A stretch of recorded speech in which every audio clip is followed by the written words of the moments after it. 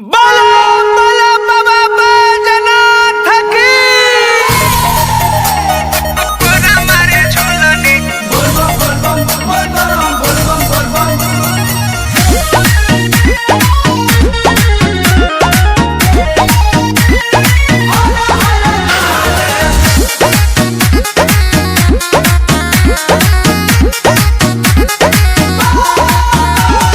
सावन में भौजी उठवलू कमरिया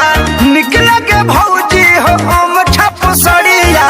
साचो काजी ए भौजी अरे बोली सावन में भौजी उठवलू कमरिया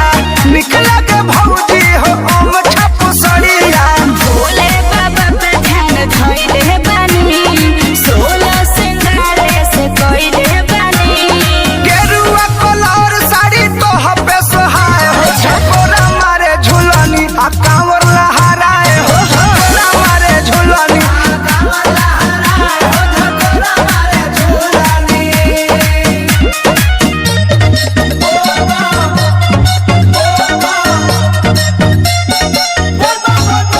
बोला बोला बाबा हर हर नाथ की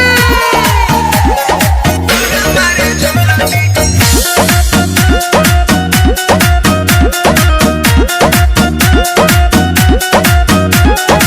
सुइया पहाड़े के कठिन डगरिया बा धूमि मचाव सभे देखो कंवरिया बा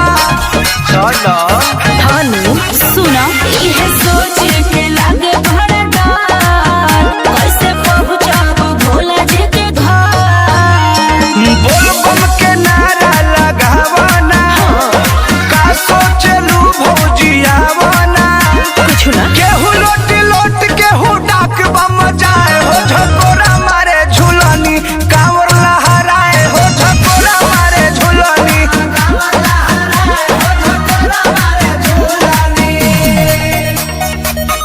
मारे झूलनी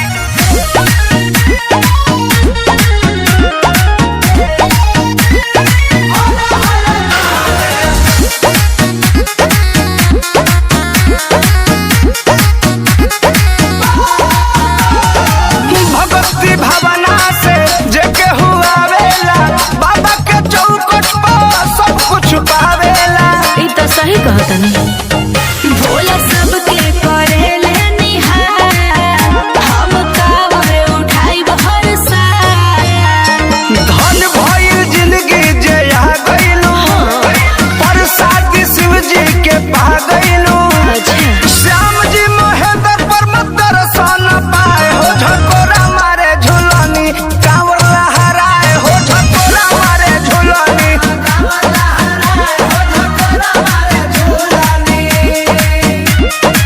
हाँ जी ठीक है कहतनी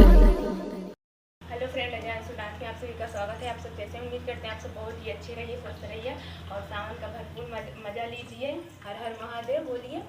और आप सबको मैंने बहुत प्यारा सॉन्ग को मैंने वीडियो बनाया, आप सब जाकर मेरा वीडियो देखिए और कैसा लगता है कैसा नहीं कमेंट में बताइए प्यारा और अपना प्यार दुलार दीजिएगा, एक लाइक सब्सक्राइब कमेंट कर दीजिए फ्रेंड। और बहुत ही अच्छा सॉन्ग को मैंने बनाया है, आप सब जल्दी से जरूर देखिएगा, एक लाइक सब्सक्राइब कमेंट करना ना भूलिएगा। बहुत ज़्यादा गर्मी है फ्रेंड, मेरा पैर भी दुख रहा था, फिर भी आप लोग मेरा वीडियो जरूर से जरूर देखिएगा, सपोर्ट कीजिएगा और आप सब जरूर कमेंट में लिखिएगा हर हर महादेव।